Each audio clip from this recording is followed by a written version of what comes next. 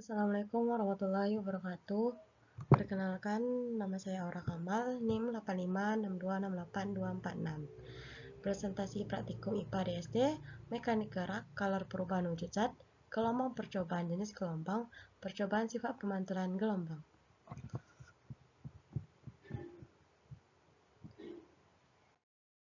Alat dan bahan untuk gerak. 1. Mobil-mobilan mainan. 2. Papan lintasan miring.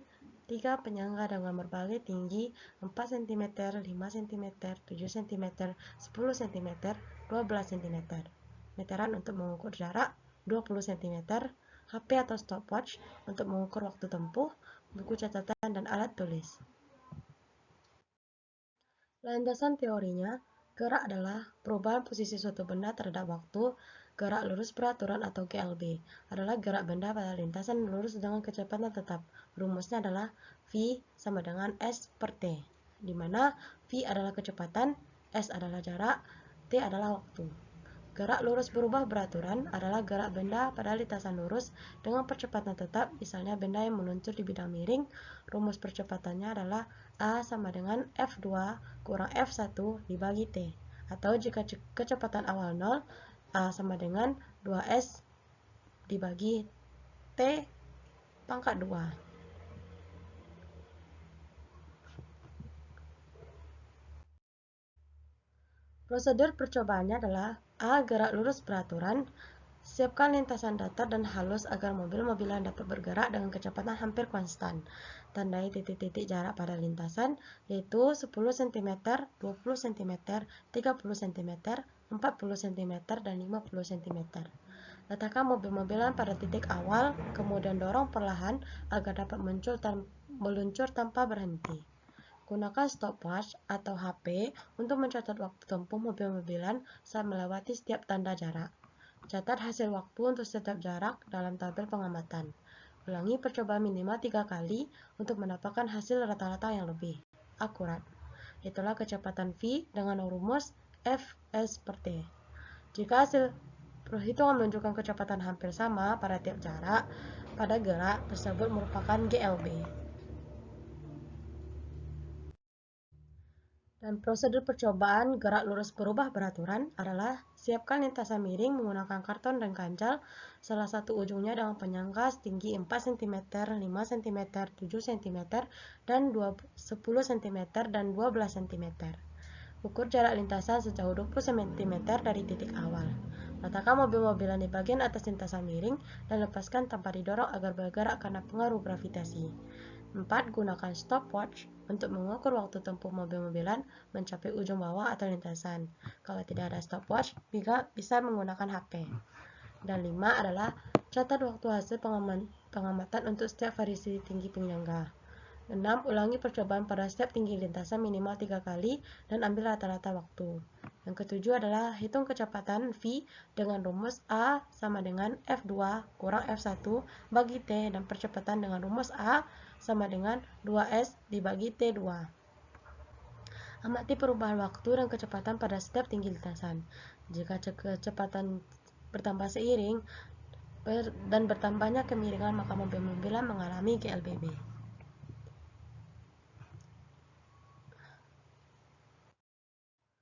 Dan hasil pengamatan GLB-nya dari jarak 10 cm dan waktu 0,53 detik, dan V-nya sama dengan 10 dibagi 0,53 sama dengan 18,87. Dan dengan jarak 20 cm dengan waktu 0,62 detik, dimasukkan ke dalam rumus dibagi 20 dibagi 0,62 sama dengan 32,26 cm. Jarak adalah 30 dan waktu 90 detik. Dengan V dimasukkan ke dalam rumus V sama dengan 30 dibagi 0,90 sama dengan 33,33. Dengan jarak 40 cm, waktu 1,1 detik, V sama dengan 40 dibagi 1,1 sama dengan 39,60 cm. Jarak 50 waktu 1,13, V sama dengan 50 dibagi 1,13, 44,25 cm. Jarak dengan 20 cm, waktu dan hasil pengamatan GLBB dengan jarak 20 cm, waktu 1,16, tinggi penyangganya adalah 4 cm, dengan rumus A sama dengan 2 kali 20 dibagi 1,16 pangkat 2 sama dengan 29,73 cm. Dengan jarak 20 cm, waktu 1,8 cm, 1,8 detik, tinggi penyangga 5 cm, A sama dengan 2 kali 20 dibagi 1,8 pangkat 2 sama dengan 34,30 cm per detik. Dengan jarak 20 cm, waktu 73, detik, tinggi penyangga 7 cm.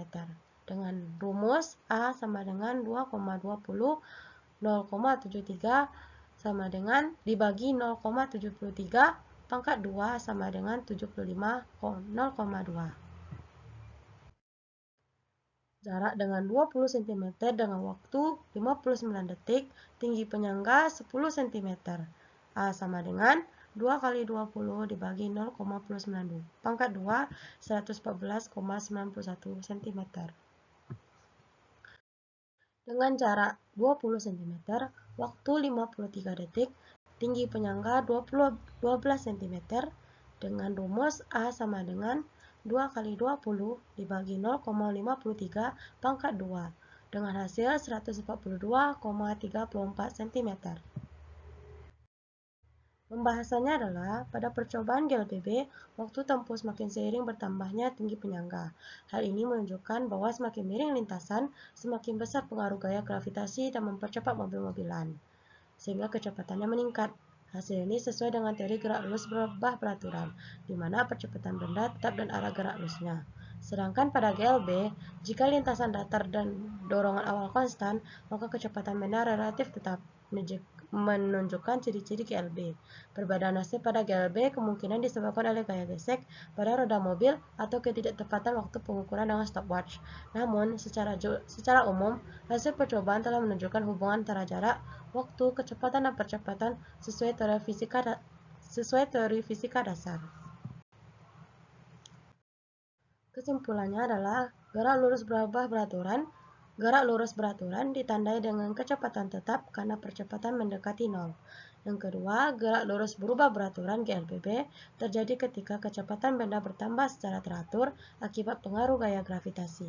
Yang ketiga, hasil percobaan menunjukkan bahwa semakin tinggi penyangga lintasan, semakin cepat mobil-mobilan bergerak, sesuai konsep GLBB. Keempat, percobaan membuktikan hubungan antara jarak, waktu, kecepatan, dan percepatan dalam gerak benda pada lintasan lurus. Dan alat bahan untuk gelombang adalah 1. Selingki, yang kedua karet gelang, yang ketiga kabel listrik bekas, yang keempat 2 orang untuk membantu memegang dan menggetarkan ujung alat. Landasan teorinya adalah, gelombang adalah getaran yang merambat melalui satu medium tanpa memindahkan zat perantaranya. Gelombang membawa energi dari satu tempat ke tempat lain. Berdasarkan arah getarannya terhadap arah rambatnya, gelombang dibedakan menjadi 2 jenis, yaitu gelombang transversal dan gelombang longitudinal. Gelombang transversal terjadi bila arah getaran tegak lurus terhadap arah rambat gelombang, misalnya pada gelombang tali atau permukaan air. Gelombang longitudinal terjadi bila arah getaran sejajar dengan arah rambat gelombang, seperti pada gelombang bunyi atau pegas yang ditekan dan dilepaskan.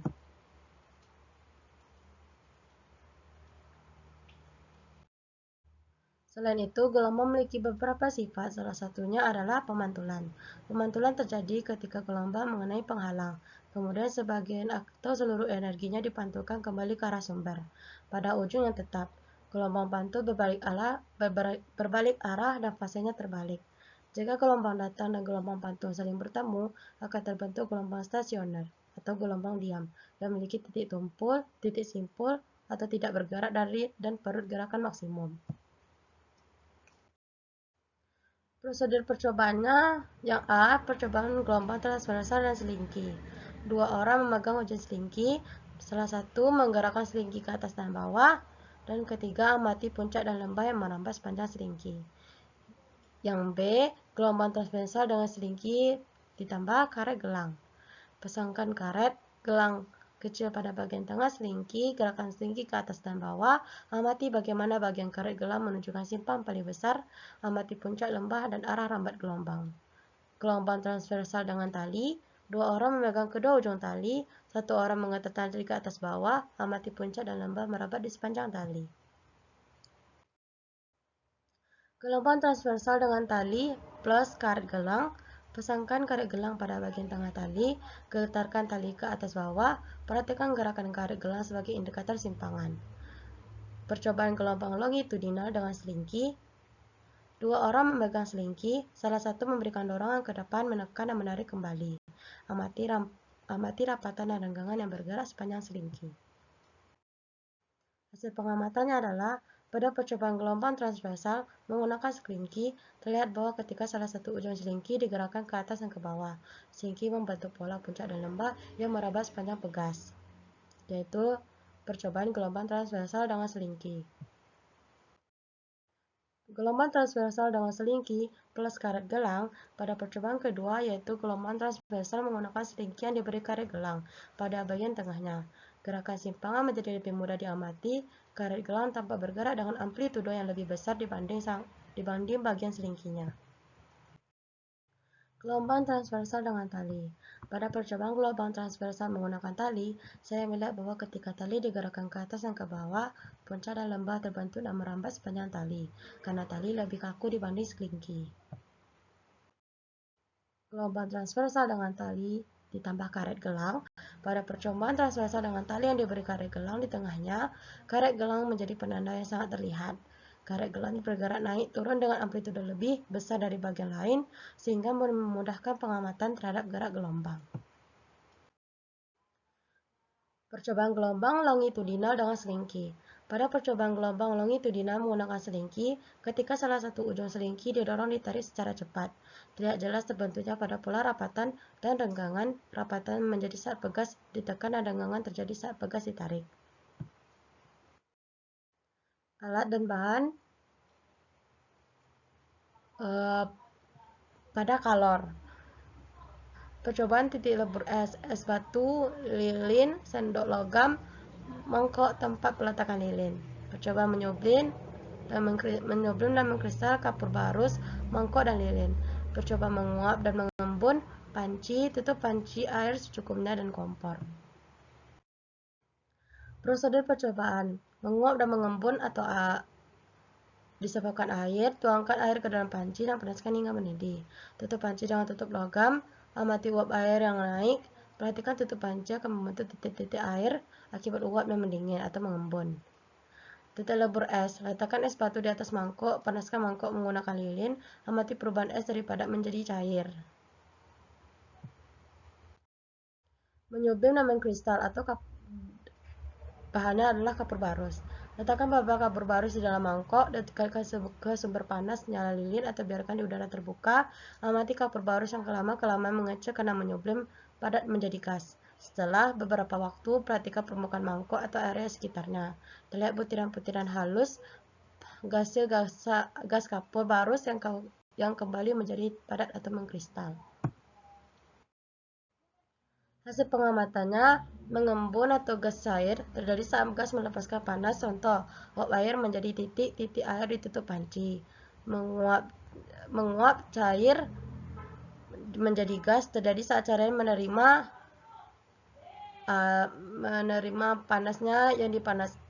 air yang dipanaskan menjadi uap. Hasil pengamatan dari mengkristal gas atau gas dari kepadat, kebalikan dari menyublim, terjadi saat gas kehilangan panas dan kembali menjadi padatan. Contoh, uap kapur barus menempel menjadi kristal padat pada permukaan. Menyublim, padat menjadi gas, terjadi saat zat padat langsung gas tanpa melalui tahap cair, karena kapur barus tidak menjadi cair, dia akan menjadi menguap menguap di udara. Hasil pengamatan dari mencair atau melebur, padat atau cair, terjadi saat zat padat menerima panas, contohnya es mencair menjadi air. Terima kasih telah mendengarkan presentasi saya. Kalau ada kata-kata yang salah, mohon dimaafkan. Wabillahi taufiq wal hidayah. Assalamualaikum warahmatullahi wabarakatuh.